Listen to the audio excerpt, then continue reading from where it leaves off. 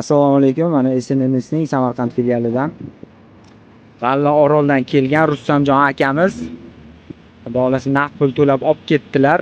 SNMS'dan Samarqand filialidan olib kelyapmiz. Mana xudo xolasa sentyabrga borib yana bitta olib ketamiz. Yaxshi arzon qilib berdi.